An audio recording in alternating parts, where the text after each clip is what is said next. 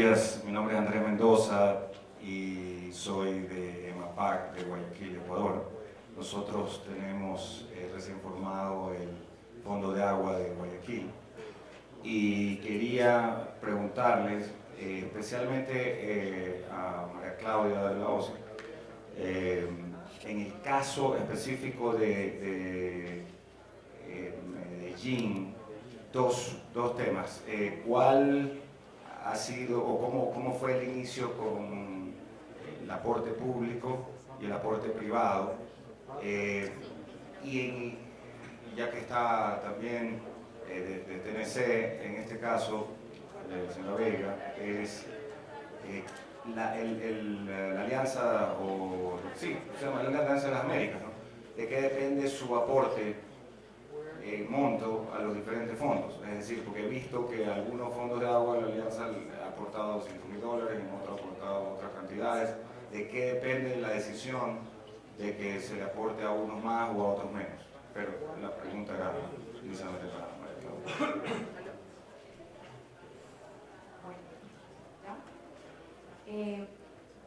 Bueno, Andrés, muchas gracias por la pregunta. Digamos que en Medellín, la forma en los inicios, la forma en que se consiguieron los fondos para dos, digamos, divididos en dos bloques. Un primer bloque, que es la conformación del capital semilla, se consiguió con un aporte de una parte del BID y TNC, y teníamos que conseguir tres partes igual a ese aporte del sector público o el sector privado.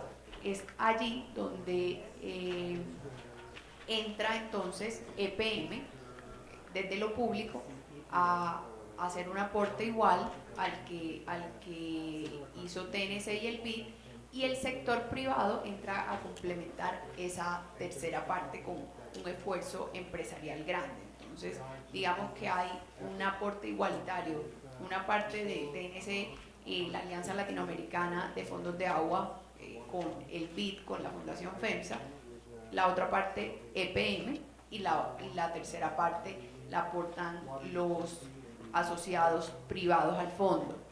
De pronto de eso puede depender también el capital que aporte TNC, ya Fernando responderá a esa parte, o el ánimo de la conformación de ese capital semilla.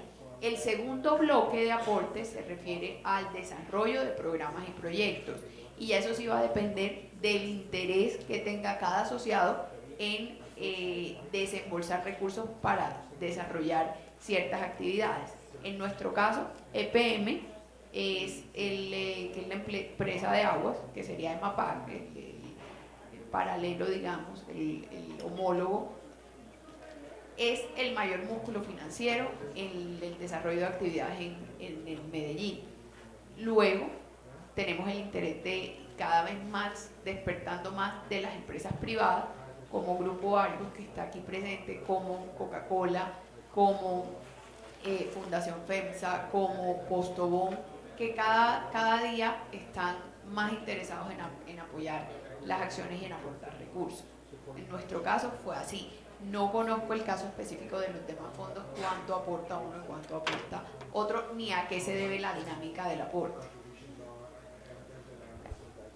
Gracias, María Claudia. Solo complementando un poco, siguiendo la pregunta de Andrés, la idea, o sea, la Alianza Latinoamericana de Fondos tiene exactamente, ¿no?, como su misión apoyar el establecimiento de los fondos hacia su consolidación, ¿no? Entonces, básicamente, nuestra misión ahí.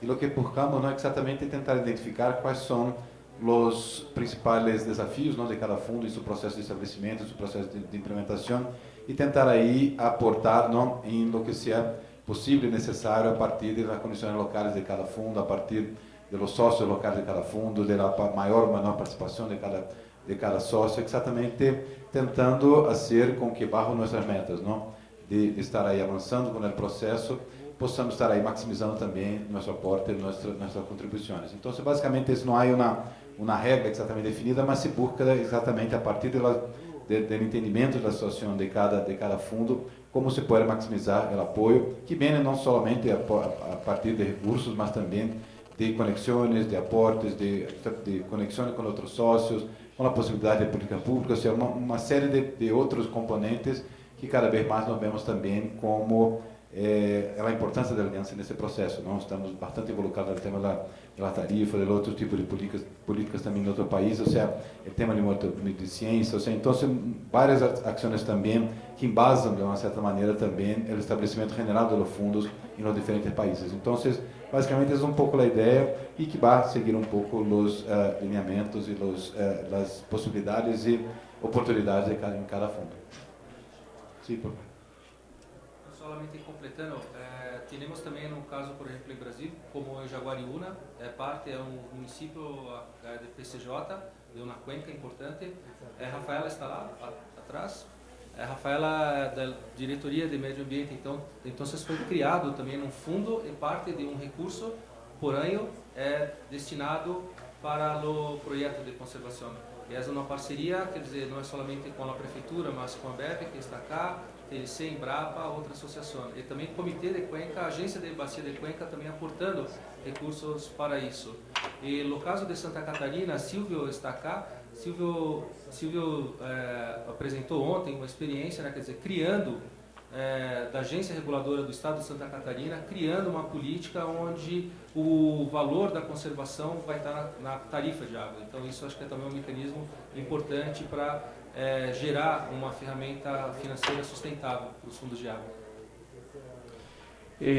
Si hay más preguntas vamos a tomar en grupo, nada más para ser más rápidos. Tenemos aquí a la señorita y también allá al señor, por favor. Gracias, Olga Galindo de la iniciativa Pactos por la Cuenca Río Chinchina. Yo quisiera saber un poco de la experiencia que tienen en los fondos, cómo asegurar la sostenibilidad de estas entidades aportantes, porque pues, las planificaciones generalmente son cortas de las entidades, pero los impactos de las acciones que se promueven a través del fondo, pues todos sabemos que son difíciles, son a largo plazo. Entonces, ¿como qué estrategias utilizan para poder asegurar esa sostenibilidad? ¿Le puedes levantar la mano para que sepan a dónde llevar el...? Sí, buenos días. Mi nombre es Juan Martín Ongay, represento a ONU Habitat. Mi pregunta no es específica para ninguno, pero puede ser para cualquiera de los casos que se presentaron. Tiene que ver con los costos de gerenciamiento de los fondos. Mi consulta es si el costo, si hay staff específico del fondo o si el staff se conforma con personal de los socios, si hay específico, cómo se costea, si sale de los fondos mismos del proyecto, por montos como hemos visto. Ayer el vicepresidente de Agua de PM decía que el aporte de PM era de $500.000 al año. Y bueno, ¿qué porcentaje de gasto administrativo tiene cada uno de los fondos? Y si es un gasto aceptable para el financiamiento de los socios que lo fondean. Fred, was there another question around here? Okay, esta es la última y lo pasamos. Thank you very much. My name is Fred Kihara. I work for Nairobi Waterford and I'm part of the Africa mission in this team. I have a question. I now said it to Fernando. It's largely on the duration and the experience. It was very clear how systematic you can go through the development and takes about 4 years. The reality we faced is that some of the companies, even their CEOs are appointed for a duration less than 4 years. So even for them to accept a promise of 4 years that they cannot deliver in their term is something that causes impatience. So my question is, have you had cases of impatience, particularly from companies, that this will take long to develop and you're telling them to come on board and support this as the main way to conserve their watershed? And then the other one, I wanted to find out if it happens in Latin America. When we try in Africa to give examples from Latin America to our people there and tell them how it has worked, they say that is Latin America. the situation is different. Maybe it won't work here.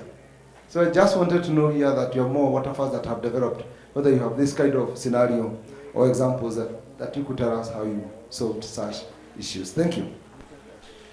Bueno, nada más les pido por favor a los panelistas que sean muy directos y breves en sus respuestas, con toda la pena, por favor. Bom, acho que mais direcionado, né, na sua pergunta, é um desafio de todos os fundos, né? Quer dizer, pensar nessa sustentabilidade financeira. O Daniel colocou isso, né? Acho que mesmo esse roadmap, né, sobre os mecanismos, no Brasil a gente tem trabalhado de algumas formas. Então, com os comitês de bacias hidrográficas é uma maneira, porque comitês de bacias hidrográficas no Brasil é uma estrutura de governo que tem recursos destinados para ele. O ponto é como você influencia esses comitês de bacia para direcionar esses recursos. Por exemplo, no comitê do PCJ nós ajudamos a criar uma diretriz, né, para aplicação de investimento, inclusive para pagamento de serviços ambientais. Então, uma parte é essa, você criar um mecanismo legal, e a outra é você ter também um mecanismo de governança forte que permita realmente a aplicação desses recursos. Então, isso é um mecanismo importante com os comitês de bacia, com agências de bacia, fundos que são criados no município. Eu falei de Jaguariúna, mas tem também Extrema. Extrema esse ano está fazendo um investimento de 4 milhões de reais, isso deve dar mais ou menos, acho que uns 700 milhões, $1 milhão. $1 milhão, quer dizer, permanente, com recurso do município, e a gente também está olhando para outros mecanismos, né, entendendo melhor que mecanismos, por exemplo, de impacto e investimento pode ser possível, inclusive não só para garantir recurso, mas para antecipar o resultado do impacto. Tem compradores voluntários de serviços ambientais, tem empresas que querem contribuir com isso, seja por replenishment, seja por gerar impacto positivo. Então são algumas possibilidades, mas é uma engenharia difícil, né? Então acho que é um desafio de todos nós, e o que a gente costuma dizer, né, no nosso caso no Brasil, é que a gente sempre considera recurso privado. Então esses recursos, que tem uma pergunta, se não me engano, do Juan também nesse sentido, são recursos privados, que é quase um seed money para fazer esse processo que o Fernando mostrou de desenho dos fundos de água funcionarem para alavancar recursos públicos, né? Essa arquitetura é interessante porque você acaba conseguindo acessar não necessariamente dinheiro novo. Às vezes é necessário dar fluxo, destino correto e eficiência para esse recurso. Agora, eu acho que um desafio é você conseguir convencer, inclusive comitês de bacias, convencer tomadores de decisão, convencer empresas que infraestrutura verde contribui para a segurança hídrica. Temos desafio nesse sentido, talvez até mais do que o recurso financeiro, porque muita gente, né, com capacidade muito relevante de decisão não enxerga nisso o valor, porque o resultado é de médio e longo prazo e às vezes você precisa atuar mais no curto prazo. Acho que tem também uma estratégia de comunicação em relação aos fundos de água. Con respecto a la segunda pregunta, lo del staff, bueno, primero que creo que hubo un error en la lectura de las cifras de PM, creo que fueron 500 millones de pesos anuales los que está aportando para el fondo. ¿Qué pasa? Cada fondo es diferente y cada fondo tiene su estructura. Ahí depende de cómo se crea el fondo, digamos, así va a ser el staff. En algunos fondos el staff va a ser, digamos, un representante de cada asociado o cada aportante. En otros habrá gente destinada directamente para el desarrollo de las actividades y para la parte administrativa. Medellín, que es un caso diferente, que tiene personería jurídica diferente y administración independiente de los asociados, tiene un staff fijo, somos 4 personas, y por la cantidad de proyectos que se desarrollan se van vinculando, digamos, lo que se necesita. Sin embargo, yo siempre hago una aclaración. El staff del Fondo de Agua como tal viene siendo un gasto burocrático administrativo o viene siendo un gasto de proyectos, porque todo el personal vinculado al Fondo del Agua no hace sino participar en el desarrollo y ejecución de proyectos, sea coordinación, dirección, monitoreo. Entonces, al final, el staff operativo no es otra cosa que en coordinación y desarrollo de proyectos. Entonces, como tal, es una bolsa para proyectos. Va a depender el costo de cómo cargas a qué actividad. Simplemente, desde el Fondo de Medellín garantizamos una estructura básica mínima por la cantidad de frentes que manejamos, y luego por proyectos vinculamos el personal que se necesite y de acuerdo a los recursos que van entrando. Y como tenemos gran cantidad de asociados y de aliados, también se tiene que hacer reporte de los recursos y las actividades a cada asociado y el global. Vamos cargándolo dependiendo de eso. Actualmente el costo de nosotros, digamos como fondo, el costo lo financiamos. Una parte por los rendimientos financieros del capital semilla, que fue lo primero que hablé. Lo segundo, por rendimientos financieros que hacemos del desarrollo de esos proyectos con el personal del staff. Y tercero, con un complemento que normalmente viene de EPM y de TNC. Adicionalmente, digamos, para el 2016 tenemos recursos de Grupo Argos y esperamos también obtener de los otros asociados un poco de apoyo para el tema administrativo.